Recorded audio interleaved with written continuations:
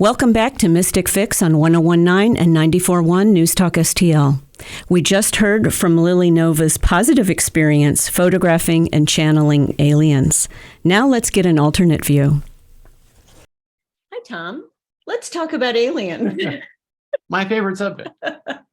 Yeah, so I have this situation where I had a guest, and he was an expert. He's written a number of books on, aliens controlling the Nazis, Eisenhower's secret program with aliens. It got pretty intense, but he was a little bit difficult to get a hold of, and we had made 3 different appointments and they didn't happen. And so rather than just forfeit this part of the program, I thought I would go to one of the smartest people I know, which is my husband, Tom Bramer. Oh, okay. So my first guest was talking about her positive experiences with aliens. And the second guest, who didn't happen, was going to talk about how aliens are infiltrating our world and going to take us over, and that there are hybrids of humans and aliens, and they're basically going to control the human species ultimately. So I thought, what would Tom Bramer's thoughts be on this? Aliens in general, or sure, let's those start specific there. things. Let's start there. Okay. Aliens in general. So I've put a little bit of thought into this, like probably a lot of people have. But I'm thinking about aliens and time. So time is really key here, because as humans, to us, a year or 2 years might seem like a long time, or 1,000 years or whatever. But in astronomical terms, that's the blink of an eye, literally just a tiny little, you couldn't even hardly measure it. Now, so I'm not saying that alien life or intelligent life doesn't exist. I think it has existed and it probably will exist in the future, but do they exist at the same time, or at a time that they can actually detect each other's existence? I think the chances of that are pretty slim. Wow. Well, I put it this way. Okay. So if you could condense, say, 1 billion years, which is about a 14th of the measurable time of the universe right now, the age of the universe, 14 years or 1 billion years, let's say, you could condense that down to 5 minutes and have a time lapse of 1 billion years in 5 minutes. And let's say you could look at the entire, let's say just our galaxy. You could look at our galaxy and see how it changes in 1 billion years, but all in 5 minutes. You'd see it spinning around a supermassive black hole, and you'd see stars and all that. And let's say that as life appeared, intelligent life that could detect other life in the galaxy appeared, let's say that just flashed as a light. So what you'd see, I think, is you'd see in 5 minutes, you'd see a blip of light here, and a blip of light here, and a blip of light there. And each of those blips might represent 100,000 years or something like that. So it could be like a civilization. A whole civilization, yeah. And the intelligent part of that civilization, Okay. So intelligent enough to detect that other civilizations exist. But here's the thing, they don't exist at the same time, or even at a time where they could detect each other after they're gone. So like if you're 20 light years away from this civilization, you would have to exist 20 years ahead of this one, because they wouldn't even be able to detect you for the time it takes light to travel there for them to see you. So 20 light years away, let's say a star went out of existence and that star was 20 light years away. We would be able to see it for 20 years before we would actually see it go away. Right. Because it takes 20 years for the light to get to us. Right. They're mostly dead, what we're viewing. Yeah, a lot of them you see up there could be dead or could have, supernova or whatever, but we don't know it yet because it takes so long for the light to get to us. So what do you think about UFOs then? That's been a very popular subject in the news. Well, I can't explain all of it. I've I've seen a lot of video that I can't explain, but I've seen a ton of video that I can explain or that I can guess. And it should be noted that you have a background in aerospace and know a little bit about some of this stuff. Yeah, and I think maybe that helps, but I think for the most part, common sense should tell people, you know, what they're seeing, that you know, it might be an angle that makes it seem mysterious, or you know, it could be something that they're just not aware of that is happening, like advanced development, advanced technological development, that we're just not, we can't comprehend it because we may just not understand what we're seeing, but it may have a perfectly good explanation. And I just think that most of the things that I've seen, some of which I can explain readily, I can look at these videos that people are claiming are UFOs from another, you know, galaxy or extraterrestrial, that I'm like, no, that's, you know, that's a reflection or whatever. I think the most interesting stories are like the astronauts who have seen things. I agree. You know, I'm one of these people who, I'm just like an interested skeptic. Like when I hear something or see something, my immediate thought is, how can I explain that? It's not, I don't believe you. It's, how can I want to be able to explain it. And most of the time I can, but sometimes I can't. But that doesn't mean that it's not extraterrestrial in nature necessarily. It might just be something that's of this world, but I just don't know how to explain it. It may have a perfectly good explanation. We're just not smart enough to understand it yet. It could be something like that. So you think it could be like a natural phenomenon? It depends on what it is. You know, some of them certainly would be. Yeah. Okay.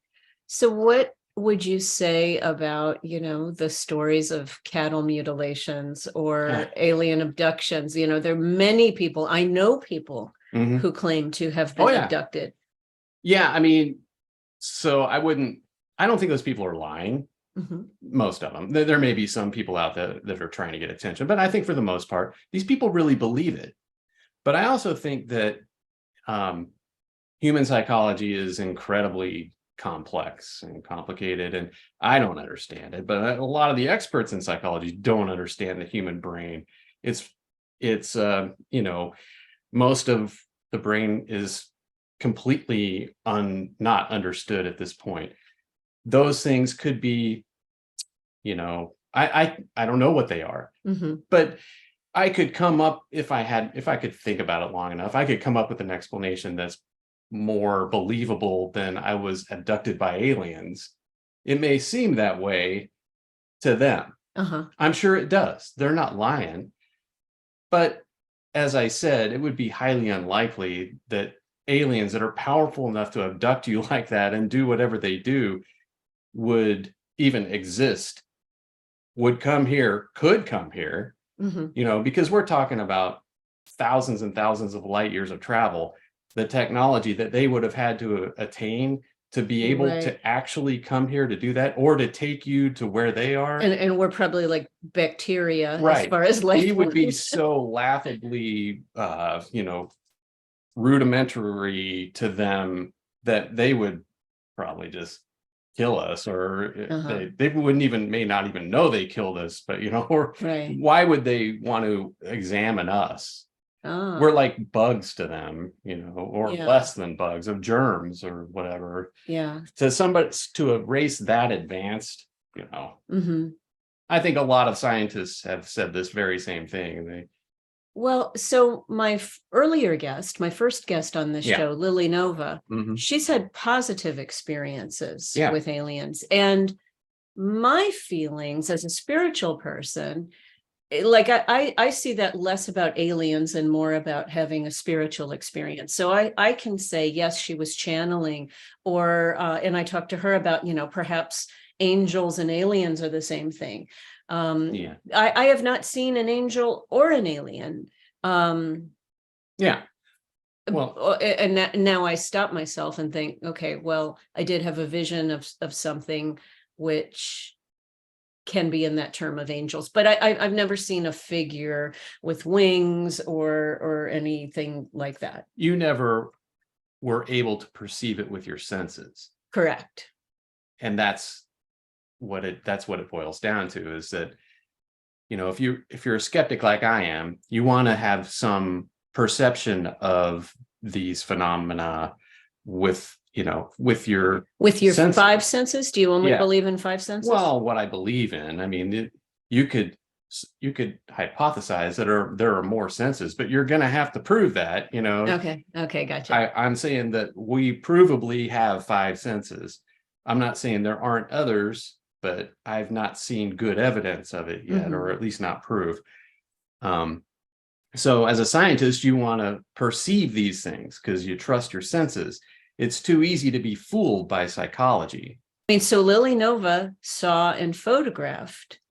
And things she again, I've saw. seen thousands of photographs that I can most of which I can explain with maybe not the right explanation, but it's a much more, believable explanation than aliens. And then the ones I can't explain doesn't mean that, I have a guess that's even right or whatever, or that they're right. We don't know. I'm just saying that there are probably perfectly good explanations for these things, but we just don't understand what they are yet. Right. You're not going to give up that easy, are you? I know. You could be poking all kinds of holes in everything I said. Come on. Well, I was all set to interview this other guy. I can see. And I have a big list of. I was going to ask about his research process. Yeah. I was going to ask about the secret exchange program between humans and extraterrestrials, which he's apparently got a lot of evidence of this. Okay. I was going to ask how he handled skeptics. As you can see, I have this long list. The threat of aliens, interbreeding, abduction, Nazi connections, human slaves. There was a lot of stuff here, a lot of ground I was going to cover. I can see why I threw you off. But this damn reason, and I don't know what to do with that. Well, like I said, it's not that I just don't believe it, or I think all these people are kooks, or that they're lying. I don't think that. What I think is that they're probably being fooled by psychology. If you were to, if you're a scientist, you rely on the scientific method, and the scientific method involves a key part of the scientific method is heavy skepticism.